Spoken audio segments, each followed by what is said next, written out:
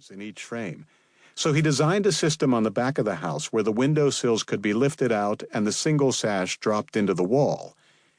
On the front of the house, the windows lifted straight up into the wall above, where they were cocked at an angle to hold them up. This created large screened openings for river breezes to gust through the cabin. Despite the inevitable mashed fingers, the system seemed miraculous to a preteen boy.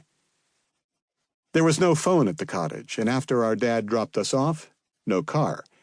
When we needed to go into town, we walked to the edge of the surrounding marsh and looked over at our cousin's farmhouse on the other side.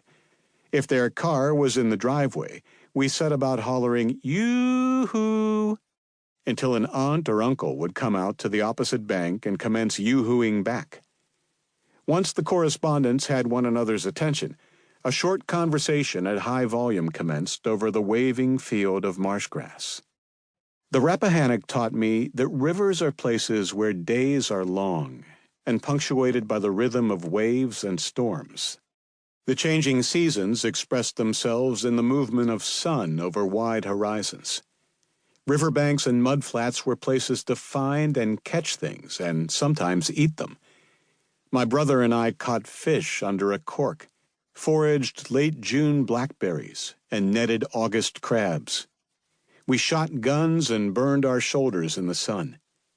Our heads hung down looking for arrowheads and barnacled bottles at low tide. We wandered far but were never lost because the sky was open and the river was our GPS. It was always nearby and the land sloped down to it. Some afternoons we walked back through a pine plantation to the hardtop, picking up bottles with labels like Brown Cow, Orange Crush, and Chocolate Soldier. At Seeger's Country Store, we redeemed them for 2 cents each. 25 bottles bought a card of pre-strung fish hooks, or a couple 6-packs of tiny wax containers of colored sugar water, called nickel nips. On the way back to the cottage, we somehow got laughing drunk on the stuff. My nieces now spend their summers in soccer camp and pony camp, places with rules to teach kids how to do things. Our camp was a place where there were endless opportunities for misadventure and countless ways to screw up. We suffered poison ivy and chiggers, stepped on rusty nails, pulled fish hooks through our fingers, shot BBs into each other's legs, puked salt water, and blew bits of flesh away with fireworks. The riverfront porch became a clinic where Mom applied disinfectant and bandages, swabbed sand from our eyes, and poured vinegar over jellyfish stings. My cousins built rafts of rope and logs that disintegrated at the first wave.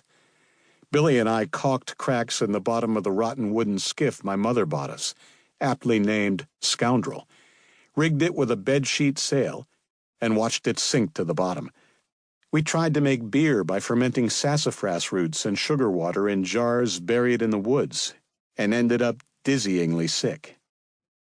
I always wanted to live in a place where I could imagine, find, and forage everything I wanted. I can't remember not knowing that I would live on a river. Chapter 1. The Shack. In 1981, I finished graduate school in Virginia, ready to leave the East Coast forever. The suburbs had become a suffocating place where one town ran indistinguishably into another, and long, unmoving strands of traffic connected all. Recently vacant lots in modest neighborhoods and exurban fields sprouted identical boxy mansions. I had to decide early whether to buy in. I chose to sell out, step on the economic down escalator, and move to the country's easiest economy. I bought a '64 Newport with a push-button transmission and drove it down to our most un-American city, New Orleans, a place of warmth and decay on the nation's greatest river. I approached New Orleans on the straight, flat interstate over Lake Pontchartrain. Weeds grew through the road. A monolithic stone marker, New Orleans East, sank in mud and marsh grass beside a freeway exit that abruptly ended in ponds where guys in hip boots hunted snakes, alligators, and